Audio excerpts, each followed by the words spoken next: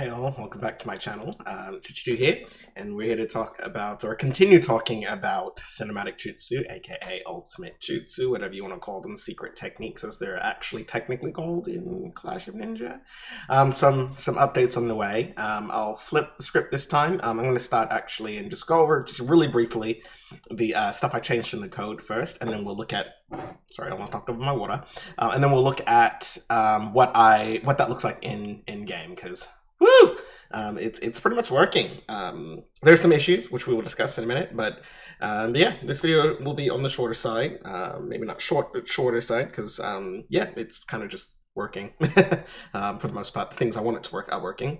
So if you guys already watched part one, you should remember what we discussed, at least the gist of it. If you haven't watched part one, I do suggest going back and watching part one first, and then returning to this video once you've done that. Or if you don't care, then stay tuned. We will get to the juicy stuff in just a minute. So here we go. In the code, you guys may remember I talked about, I'll start here. When the attack lands, so you execute the attack and it lands, that's what, this is what happens in this code. We grab all the characters that are involved, player one, whoever you just hit, the target, and the camera. We send that upwards so they know. We remember all of that. The only thing I added here was, if you guys remember, I discussed about a potential idea of running a code frame by frame during the cinematic to plug in all the things, like sound effects and visual effects and all those things. Well, that's exactly what I did, and it worked exactly how I theorized it would, pretty effortlessly, and I love it. It's really fun to work with. I can tweak and make changes very easily. It's very intuitive. So that's what this is. So basically, this is where the code ended in the last video. I just added in these two lines. The cinematic frame, we always want to reset that. So we're going to start at 0 because this is the startup. So we always want to reset that frame. We're on frame 0. And then we'll invoke repeating. This just means call this part of the code. It's a method called cinematic. So just call this. The first time is 0. That just means call this immediately. You can set a delay if you want it to start in the future. You can say start later, but we want it to start immediately because we are already starting at frame 0. And then we want to repeat it every 1 frame. So that's the frequency of how many times you want to call it. And it'll automatically stop at the end of the cinematic. But yeah, so that's kind of that's all I added. And so we'll talk about that. So in the cinematic jutsu that gets ran every frame of a cinematic jutsu, this is what it would look like. So I've only added in one jutsu, of course, so it's going to check what jutsu are we supposed to be checking the information for. There's only one jutsu in the game, which is the dummy 5S, as we've already discussed. So here's all the frame by frame data, at least for the keyframes, again, where things actually happen for it. So I just check what frame are we on, or I check what frame are we on, and then it'll check the information for that frame. So that's what a switch statement does. It just checks multiple cases. So in the case of frame 0, I always want to have a frame 0, which just tells the player 2 that just got hit, it tells them what position to be in after the cinematic ends. So I just want to send that to them at the very beginning, so we already know. Just that this is kind of like your initialization. At the very beginning, this is the information I want to communicate. That's because the cinematic jutsu is not connected to real-time animation. So after the cinematic ends, what state is the character supposed to be in? Because if they were standing or fighting or doing anything when they got hit, what are they supposed to be doing after the cinematic? Well, there's only one of two things. They're either going to be laying on their back or they're going to be laying on their face. So this is where I can tell that on the finishing attack, lay on your back or face. There's a code. I'm not going to show it to you. It's not worth it. It just tells the animator after the cinematic ends to play that animation. So, and that's just the name of the animation, back or front. So yeah, that's all it does. Frame 32 is the first actual frame where we start getting stuff. So in the first set of things, I'm going to call a voice. Start voice just means, yeah. And I'm going to call this is just a generic, like, and a generic attacking voice. Yeah, that's all it is. And true just means make sure you always play it. Yeah. That's all that is. And then footstep, this is just a visual effect and a sound effect. And then I tell it what foot to spawn at because they're running. So when you're dashing, obviously when you run, it creates dust and things like that. And I also want it to make a footstep sound. So I just wrote a quick code that does that. So I just tell it, hey, play the dash effect, load it on foot, and the code already knows to also play the sound effect. So I do that. I've noticed on the last footstep of them running, the graphic, the visual effect for the dash actually bled into the next frame because it cuts. So I decided to actually get rid of the visual effect because it's not even really seen because it happens right as the camera switches.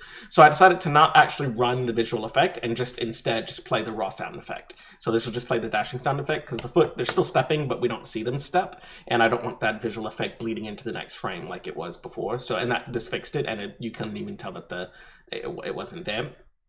Then on frame 77, I'm going to have the player do another voice line, a shout. The shouting voice line is just a generic voice clip that everybody has. It's the thing that they do like when you charge an attack.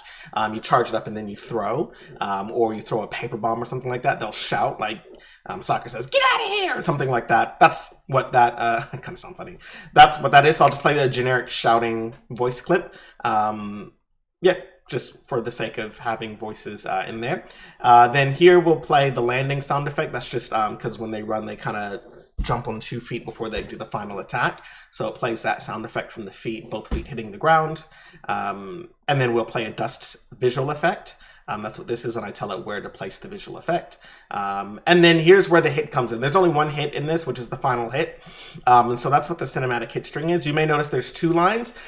About 90% of the time there's only going to need 1 line. But when I originally set up the way hitting methodology works, I just didn't plan. I didn't set it up. I wasn't super, I was good at programming, but I didn't know all the ins and outs and all the secrets and shortcuts of this. So I coded it in a way where every variable is hard coded to a specific set. So the attack, here are the variables. If I hover over this, it should tell me. Yeah, so attack type is just the type of attack it is. Is this a weak attack? Is it a strong attack? aka is it a punch or a slash from like a sword? It tells it the damage it's going to give. It's going to tell it how much chakra it drains. We don't need to know whether it can be blockable or if it's a guard break because this is a cinematic where those things are not applicable. So we only need the attack type, the damage it gives, and then the chakra it drains in case it's like a gentle fist or a Samehara situation. And then the last 2 is the hit vector is just where to, if there's a visual effect, where do I want that visual effect to spawn? Because in game, usually it spawns whatever hitbox was hit. So if you hit and the chest hitbox hits, it just spawns there. But in this case, it's a cinematic. It's not hitting hitboxes, so I have to actually tell it which part of the body to spawn the sound effect. In this case, they hit the chest or the breast as it's called in the skeleton. So I tell it to spawn the hitbox or spawn the effect on the breast. And the last variable is KO. Something I didn't like in the previous Clash of Gangs and cinematics, if you were to die mid cutscene, it puts the impact on that moment, which can make the cutscene seem anticlimactic. Good example of this is, or I guess bad example of this is Neji 64 Palms. There's 64 attacks, and if it's the 16th attack that kills you, it'll be like 16 palms, and it'll play this super dramatic battle is over, and he's like 64, and the 64 palm doesn't. It's like, what are you doing? What? They're already dead. This is just overkill. So what I've decided, this system has already been in place. You actually can't get KO'd from every single attack. There's actually a check to check if you have hit 0. If that check is not ran, you can be at 0 health and still be allowed to keep fighting. I'm not sure if you guys have noticed the difference between stamina battles and the power system, but there actually is a coded difference in how to KO. In stamina, since it's just number based, which I'm not a huge fan of because that's unrealistic, it checks every single time you get hit, whether you're taking chip damage or if you are getting punched.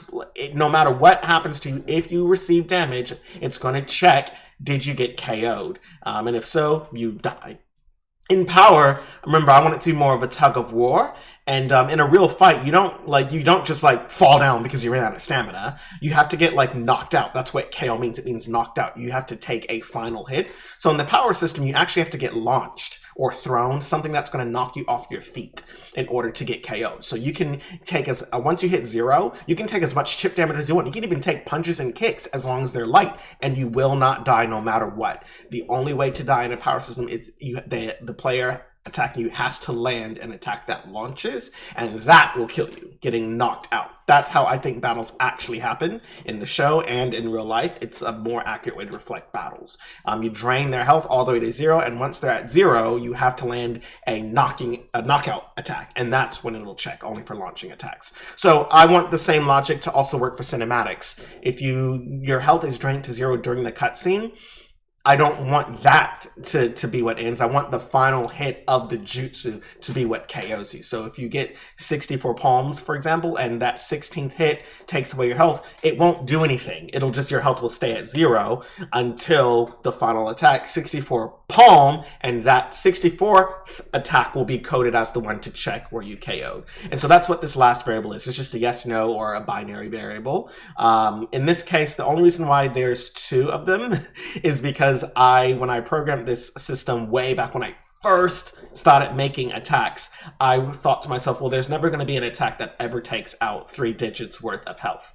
The most that a single attack will usually ever take out is like less than 20 on a singular attack in combos. So I figured having just 2 digits assigned to the attack would be enough. I never even thought about cinematics, and that some cinematic moves like a singular punch would take out more than 3 figures of health. So the workaround is I do the max for the first attack, which is 99, and that I'll just go ahead and put all the impact on that one. But on the same exact frame, immediately after, I'll run an additional 20 off of that. So the total points getting taken from this attack is 119.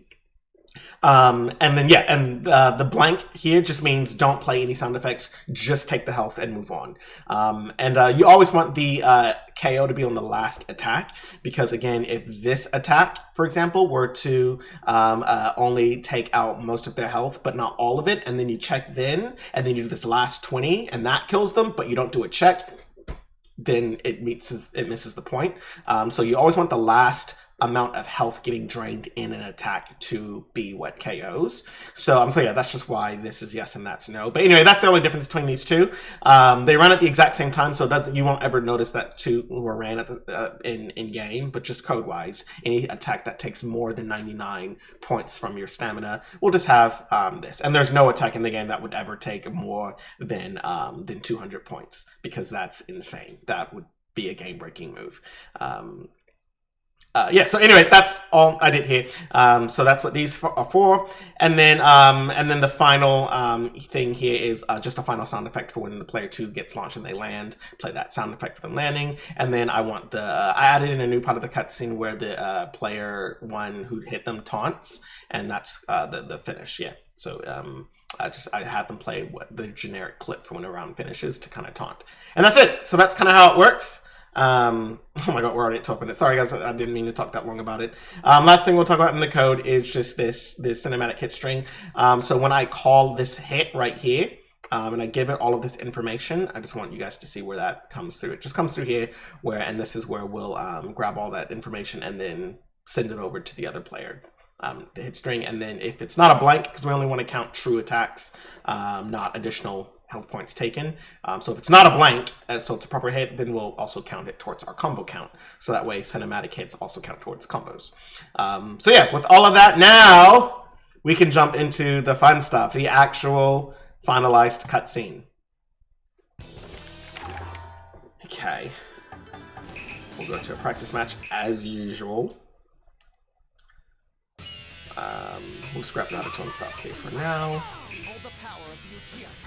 And we'll just, I'll just recreate what we watched in the previous video, just so you guys can see the changes. And then I'll pick a couple of different characters so you can see, again, what that looks like with different characters. Load. I hate the editor. All right. So here's the finalized, semi-finalized. I guess the cutscene itself is finalized. Here we go.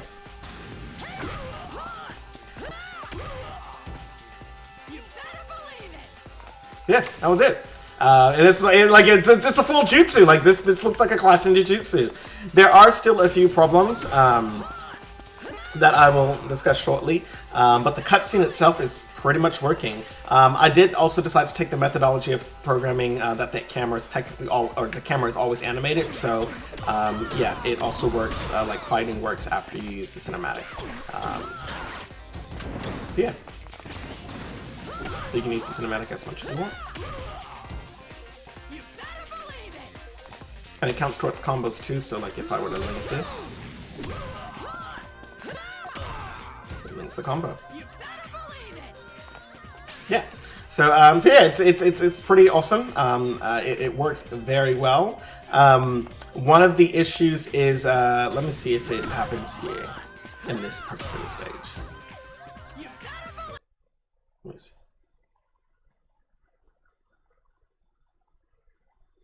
I'm just checking for a minute. Okay, so it doesn't, and you'll see here, that's Sasuke's on the ground. That's what I told it to be on the ground. Remember, on his back.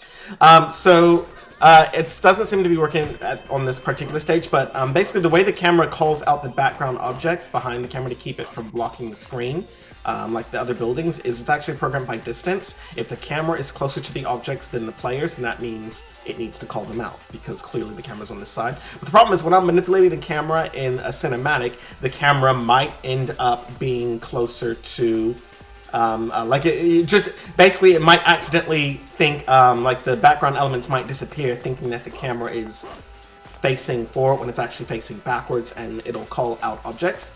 It's not usually it's not a big thing, but you'll even see here there's a few moments where the background elements flash. That should not be happening.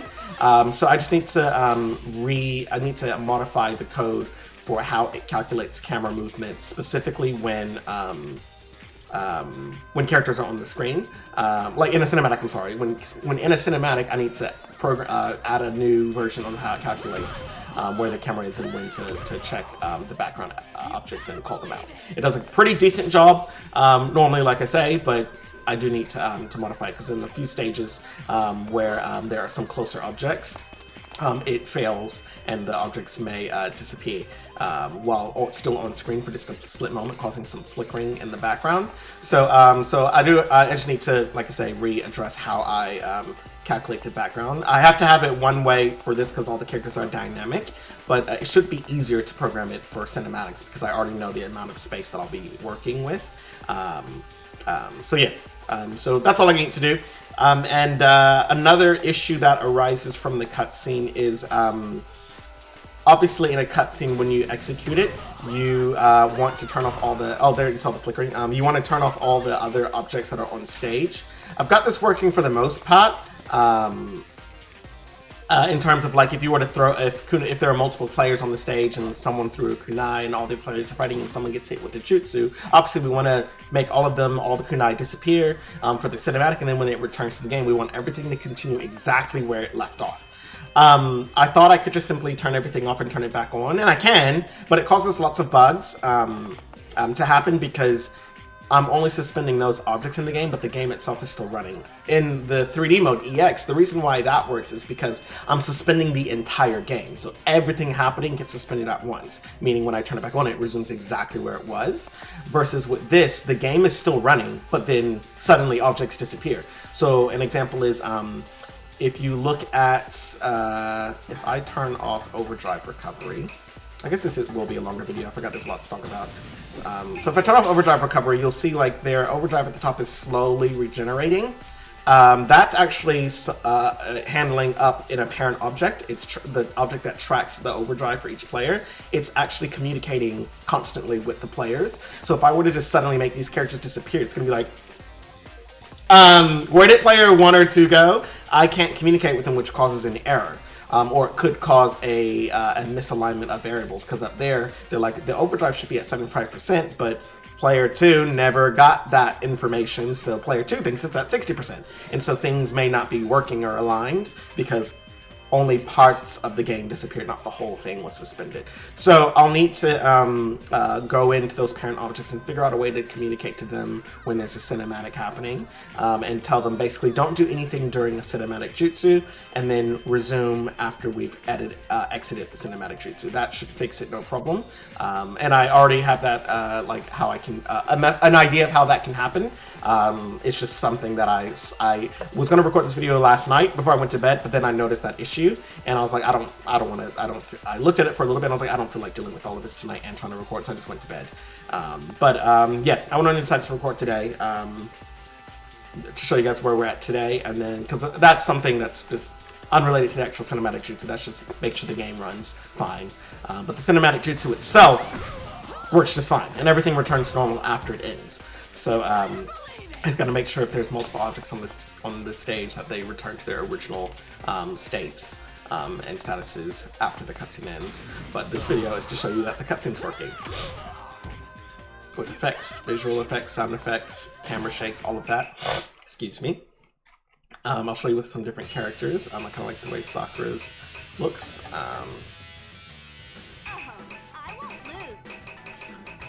We'll come back to this later. Now's my chance.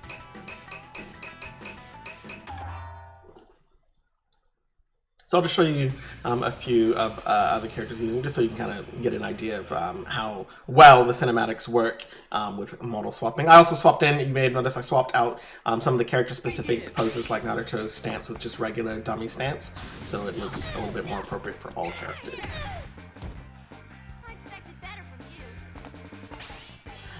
Something that's wrong with this clip as well is, yeah, I won't get into it, but it's collision issues when it returns to normal. That's why, if you notice with Sakura, the camera's rotating the wrong way. It's not an issue per se if this happens, like a major game-breaking issue, but it doesn't look as clean when the camera rotates the wrong way. But I already know what that issue is. It's with the overall cutscene animation, just how I did it when I set the original variables. It's something that I'll just, I don't feel like editing the entire clip just to fix that one thing when this is just a test anyway. And it only happens with certain characters. So yeah, I just need to note in the future when I make a new cutscene not to do it the same way I did it for this one. I basically place the objects in the exact same location for the animation, and then I'll return them to their original points after. But the problem is I put them on the exact same, which means if they're colliders, they'll shift each other out of the way. So what happens is after the cutscene returns, the colliders touch each other and they move each other slightly, and that causes the camera to register them on the other side, so it flips the wrong way. So, I mean, it's flipping the right way, but it's the character's slight movement as soon as the cutscene ends with the colliders touching that causes the camera to go that way. It happens, yeah, they can get pushed in any direction. I just noticed Sakura gets pushed one way, Naruto gets pushed the other. So that's all that's happening in the background, causing the camera to go a slightly different one way or the other. So just when I animate new cutscenes, just to make sure I put their starting points that are not at the same coordinate, so they're not touching. So that way, when we return the collision back on, turn the collision and the gravity back on, there's no touch, there's no touching. They return to exactly where they were, and the camera can appropriately map without the distortion. That's mostly it. I don't want to talk about in this video, but there is just a generic update I wanted to also bring. I decided to redo the logic for animations because originally, I'm not sure if you guys remember me talking about this or if I've talked about it enough for you guys to remember, but all the characters have different sizes, so the animations don't just copy-paste over to each other. Naruto is a child. I have the sizes basically ranked in Genin, Chunin, Jonin, and Giants. So Genin would be children-sized people, like the Genin. Chunin would be people the size of the teenagers. Jonin would be people the child, and by size I mean like height, the height of the adults. And Giants would be people like I think Zabuza's a giant, and Killer Bee. Actually, Killer Bee is not giant size, but Raikage is. Killer Bee's just still in the Jonin size. Raikage though is up there in the giant size, and Bondo is also a giant. I mean, just look, he's massive. That's what she said. So what happens is I have to create animation variations, because what happens is their feet will be high. Because if you bend your knees, if your knees are longer, yeah, it just causes their feet to be floating around the ground. So because of that, if I was like making a moveset, for example, for these stances, Hinata, Kiba, and Choji, and Shikamaru use pretty much the same stance between their younger and Shippuden selves, but I only made the stance for the Genin, so that means the tuning would not have those stances because I haven't made the tuning version to adjust the height. And the game does check. It will only run the tuning version of it, and if there's no tuning version, it won't play the animation.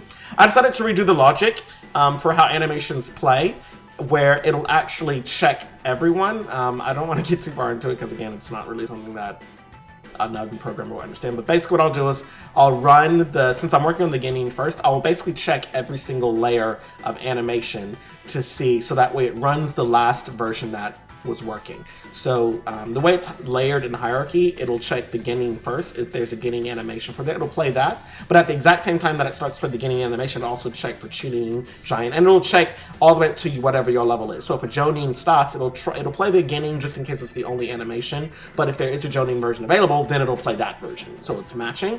What this allows is that means all characters now have access to all animations in the game, period. They may not look as good for everyone, but at least until I get to their size, because I'm not going to be touching Chunin or Jonin or Giants for a while, until I get to their size, it'll still play the Genin version of the animation, which is in the game because I'm working on Genin right now.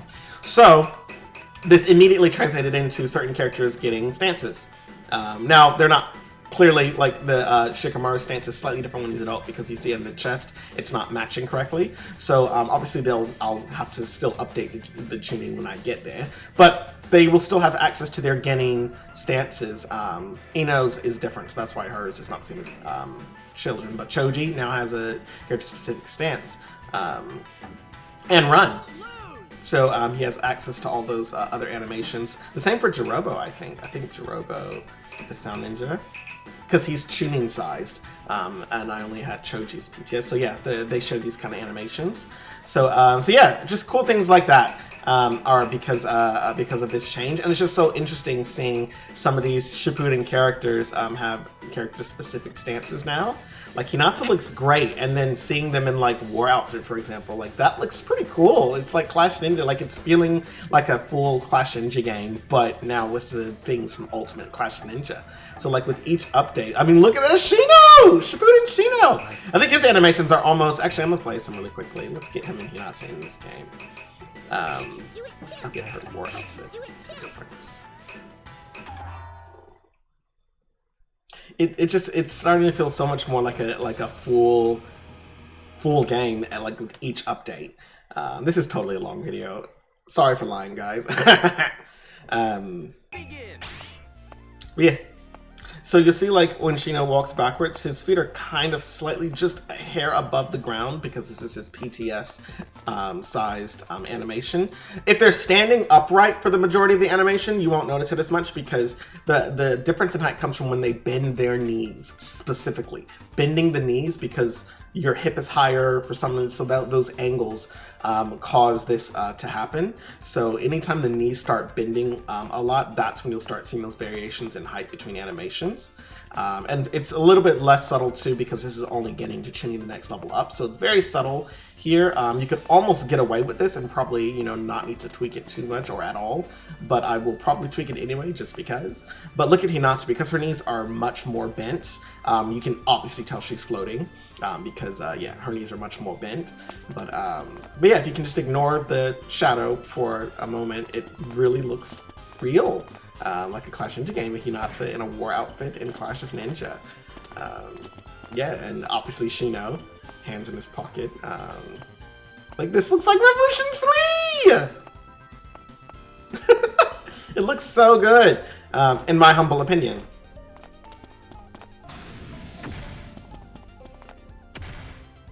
And that's what the cutscene would look like. I haven't added voices for them yet.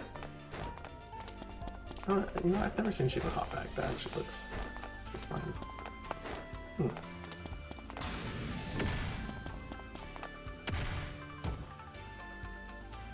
Yay!